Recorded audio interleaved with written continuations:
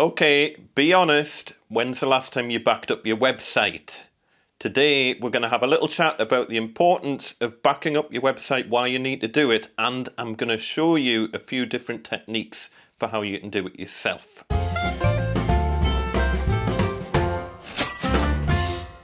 Hiya folks, and welcome back to the Small Business Toolbox. Today we're going to continue the series that I started a little while ago about how to build your own simple business website, and we're going to cover off a topic that is absolutely critical, but it's often completely overlooked by businesses, so it's something you need to take really seriously. And if you are in limbo because of the lockdown at the minute, then you've got no excuse not to have a look into this like now.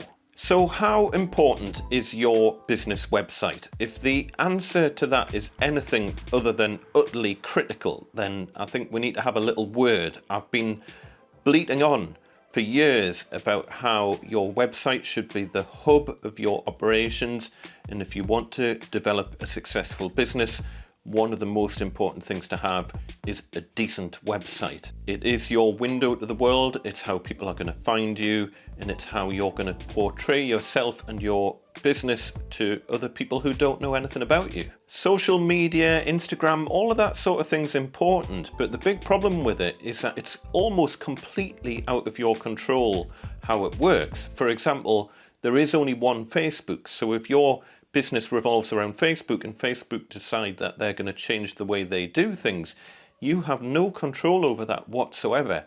The one thing that you have 100% control over is your website. So what would happen if you lost it? And I'm not just talking about it going down for a couple of hours. I'm talking about a catastrophic failure where your website is gone, deleted, completely destroyed. This isn't a topic that you can bury your head in the sand about, unfortunately. You've got to take it seriously, and now's the perfect time for you to have a look into this. Each one of my websites gets about 100 hacking attempts per week, and the WordPress security network blocks about 150 million hacking attempts every day. And that's just the people who we know about who use WordPress. I don't want to scare you, but at some point your website will get hacked. And it could be a case of just restoring it from backup and it's back up and running within a couple of hours. But absolutely worst case, and I've seen this happen many times, you completely lose access to your own website and it starts getting used as a portal to inject viruses onto your customers' machines. I've had sites hacked several times over the years, and as long as you've got a plan in place for what you're going to do if and when that happens, then everything will be fine. If you don't have a plan in place, life is going to get very stressful. And it's not just hacking that you need to think about here. There's a number of different ways that your online presence could be damaged. You or a member of staff could just accidentally delete your website. It's easily done. You might install a rogue plugin that causes a problem and damages your website, and you need to roll it back to before that plugin was installed. And of course your web host might run into problems, or they might go bust, and your web development company, whoever you use as a web designer, they might go bust. At all times you need to have a backup of your website that you can roll back to if things go horribly wrong. And you need to be completely in control of that, and you need to have a physical copy of it. Please don't assume that your web designer or your web host is just going to sort this out for you. It's your responsibility as a business owner to make sure you've got plans in place if things go horribly wrong. So in this video I'm going to cover the DIY approach to doing a backup of your website. If you do have a web development company looking after your website for you, then you need to get in touch with them and you need to ask them, is my website being backed up? How often is it being backed up? And can I have a copy of the latest backup? And don't fall for the whole thing where they say, oh, it's on the cloud and it's backed up on hundreds of servers and nothing can ever go wrong. It's a load of rubbish. Until you've got a physical copy of the website in your hands, it means nothing. Don't assume your web guy is going to be around forever, and don't assume your web host is going to be around forever either. I've had to change web hosts several times over the years, and I've heard countless tales of web designers who just randomly vanish off the planet as soon as you need them. If you have to pay a bit extra to make sure you've got proper backups in place, then so be it. You need to weigh up the pros and cons and the value of paying for backups to be done versus the costs that it would have to your business if everything went down and you potentially had to start from scratch. I would personally advise you have at least one physical offline copy of your website, and you also store a copy of it somewhere on some sort of cloud service such as Dropbox or Google Drive or something like that. But it's really important that you keep this secure, because this is the crown jewels here. This will have highly confidential information in it, so it's not something that you want to shove on a memory stick and then lose at the back of a drawer. If you are going to put it on a memory stick, you need to know where it is and you need to keep it secure. So today I'm going to cover off a few different ways of backing up a WordPress website. A lot of the things I'm going to talk about will apply no matter what platform your website is on. I'm going to cover how to do a simple backup using the SiteGround control panel if you happen to be using SiteGround. I'm also going to talk about how to do a backup using cPanel using the inbuilt tools in there. We're going to have a brief chat about plugins that you can use to do your backups. And I'll show you how to do a completely manual backup of all of your files and databases. In terms of which option you should pick, it's really up to you, but doing it through your web host is probably the easiest way of doing it. The only problem is that it's probably not contractually guaranteed. Using a plugin to do your backups can look quite easy on the surface, but it can actually get quite complicated if things go wrong when you're doing a restore. And the manual method is quite geeky, but it's also probably the most reliable way of doing things. So pick your poison, basically. As per usual, I can take the time to make videos like this through your support of the channel using affiliate links. I've been using SiteGround for my web hosting for the last couple of years now, and I've found them to be fantastic. They're really fast, really reliable. The control panels are doddle to use, and their support's really good as well. Obviously, you use whatever web host you want, but if you're looking for a good web host for your website, I do find that SiteGround is very good.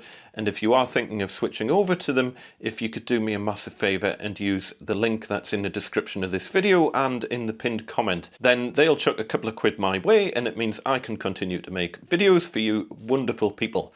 Let's crack on. So I'll show you how to check your backups in the new SiteGround control panel first. It's dead straightforward. All you do is log on to your main control panel, go into websites, click on Site Tools, and then down the left-hand side, you've got Security and Backups. And from within here, you can either create your own ad hoc backups if you are about to make a major change to your website and you want to do a quick backup of everything. You can do that here. You can just type a backup name here and do description, and you can sort all of that out. But SiteGround and most web hosts also run their own automatic backups, and you can see here they're running every day at 4:38 p.m. I have no control over when they run. They just automatically run, and if I need to restore something from that daily backup, then I can do so. So say, for example, I wanted to restore something back to the 23rd of February, then over on the right-hand side here, you can see I've got Restore All Files and Databases. I can just restore the files on their own. I can just restore databases on their own. And they give me an option to restore emails, which is quite nice as well. If you've had some sort of problem where you've accidentally deleted all your emails or something, then you can potentially restore them through that. Really straightforward to do a restore. All you do is click on the thing that you want to restore. And then you get this little dialog box pops up just to ask you where you want to restore the files to. And you've got a little warning thing to tell you that anything that is already there is going to get replaced, which is normal when you restore a backup. And it's also showing us the files that are going to get restored. I think what you can also do is selectively restore just certain things, just by ticking a box like that. I think if you want to just restore everything, I think you just tick that little box at the top there and it'll restore the whole lot. Similar sort of thing with the database restore. You can see we've only got one database here. I would just tick that box. Tick this box that says I understand that I'm going to overwrite everything. Do confirm, and that would restore the database to the state it was in at the date of that backup.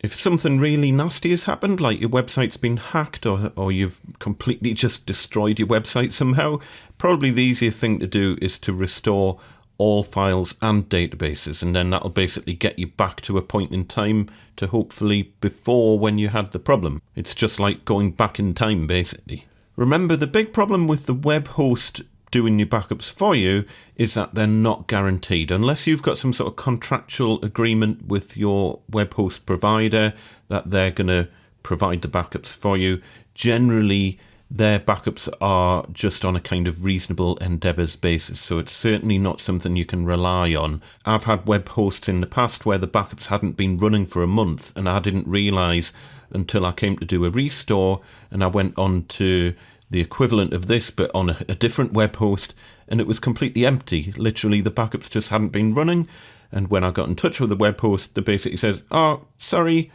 but we weren't contractually obliged to do that anyway." So it's kind of there as a safety net, and you should go into your backup section on your control panel and just check that you have got backups from previous days that you could restore to if needs be, but don't 100% rely on it. While I'm at it, if you're on older cPanel hosting through SiteGround, or you're just on a different web host who happens to use cPanel, I'll show you how backups work very, very quickly through that. Log on to your cPanel interface, scroll down to Backup Manager and click on the Backup tool. And then, very similar to before, we've got a Create Backup where you can create ad hoc backups if you want to do just an emergency backup before you make a major change to your site. Or you can do a restore from the automatic backups that have been running. This might look slightly different depending on the web host that you've got, but this is the way it works through older SiteGround accounts that use cPanel. And all you do, again, very similar sort of thing, you select the day that you want to restore from. So we'll pick yesterday. You can see there's a system backup there. We'll just click on that. And then it's saying, what do you want to do? Do you want to restore your full account, or do you just want to restore files, databases, or emails, whichever you prefer? Click restore, and that's you done.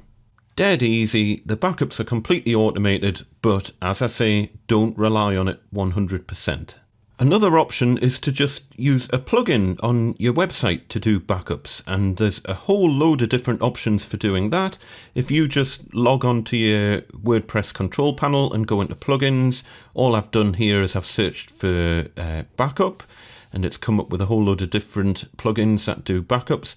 Probably the most popular one at the minute is Updraft. You can see it's got 2 million active installations, 5 stars. If you want a plugin for backups, Updraft is probably the one that you're going to use. If it's not coming up for whatever reason, just search for Updraft. There it is there. You would install it and then configure it and do whatever you need to do with it. I'm not going to go into how to use Updraft in this video because it would be an hour-long video. If you just do a search on YouTube for how to use Updraft for WordPress, you'll find there's already a million videos out there explaining how to use that, but very similar kind of thing. It lets you do automatic backups. It lets you backup. I think it even lets you send the backups off to like Google Drive and Dropbox and things like that, so you don't even have to keep the backups on your own web host, which is quite nice. If your web host has some sort of catastrophic outage, it means you can still get to your backups and potentially restore them to a different web host, for example. Updraft has various wizards built into it to guide you through creating your first backups and things, so it's not that complicated, but you can do a lot with it. I would personally recommend Updraft to anyone who doesn't want to get their hands too dirty on the back end of things and they're not comfortable doing manual backups of things. Updraft should do the job absolutely fine for you. But if you are pretty confident on the technical side of things, there is no more reliable way of doing backups than doing a manual backup of your website, and I'll show you how to do that now. So first of all, we're going to manually back up all of the files that make up the website, and to do that I'm using FileZilla. You remember that we've used that in the past for FTP uploads and whatnot, And in the same way that you can do an FTP upload to your website, you can also do a download of all your files from your website as well. So remember, this is just backing up the files that make up your website. This doesn't back up the database. I'll show you that in a minute. So connect up to your web host. I'll include a link in the description to the video where I showed you how to connect to your web host if you can't remember how to do that. Remember, in FileZilla, everything on the left-hand side of the screen is your local computer, and everything on the right-hand side of the screen is your website out there on the internet. So first of all, on your local computer, we need to decide where are you going to put your backup. So I'm going to create a folder here, and I'm just going to call it 2020-02. And I'm going to go into that folder. So I'm just going to double click on it. So I'm now in that 2020-02 folder. On the right hand side of the screen, you need to navigate to the part of your web hosting that has all your files that make up your WordPress website. So you should have things like WP admin, WP content, and you should have a bunch of files that say like WP config, WP login, .php, all of that sort of stuff. They are the core files that make up your website. And all you need to do is navigate to one level above this. So in order to do that, you just click on the little two dots there. If you ever see those two little dots, that basically takes you up a level in the directory structure. So if I double click that, and then I know it's this smallbusinesstoolbox.uk folder here that I'm going to be backing up. It might look slightly different on your web hosting. It might say like public HTML or something like that, but it basically needs to be the level up from where all of these WordPress core files are. And all I'm going to do is right click on the folder and do download.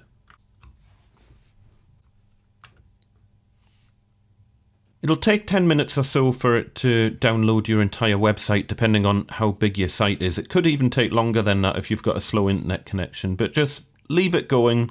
You should find you're downloading about 5,000 files all in. It could be a lot less than that if it's a very new website and you haven't added much to it. It could be considerably more than that if you've got quite a big website. Once it's all done, just have a quick look. We've got one failed transfer there. We'll have a quick look at why that is. The file it's complaining about, I know what that is, and it's not important, so I'm not particularly bothered about that. I don't know why it couldn't transfer it, but you could try doing that file again if you're particularly bothered. But at the end of the day, we've got 4,613 successful transfers for this website. And if I drill down into the folder that we created, you can see a full copy of our entire website is now on our local computer. So the next thing to do is to back up the database. So to do that, again, log into your SiteGround control panel if that's what you're using, and I'll include a link to SiteGround below if you want to use SiteGround for the hosting. I find them to be absolutely fantastic. Click on Websites, Site Tools, Site, and MySQL. And then what I'm going to do is I'm going to use a tool called PHP My Admin. Now this is a tool that can do a phenomenal amount of damage if you're not careful with it. But as long as you're careful and you don't start randomly clicking around and like clicking things you don't know what they do, you should be fine. But remember, we are talking about the more geeky way of doing a website backup here. So click on PHP My Admin, and then it says Access PHP My Admin. And now this is the control panel for your actual database itself. So you should see down the left-hand side, you've got a thing with the database name, and then you might have a thing that says information schema. All you're going to do is click on the bit that has your database name that you set up when you first created your website. Be very careful in here that you don't click on anything that's going to cause damage. Definitely don't click drop. Drop in the world of databases basically means delete it. So don't click on anything that says drop. All we're going to do is click export. And by default, it's gone into a quick export. We're going to do it in SQL format, and we'll do go. And that's now downloading a copy of the database. You can see that was done in about 5 seconds.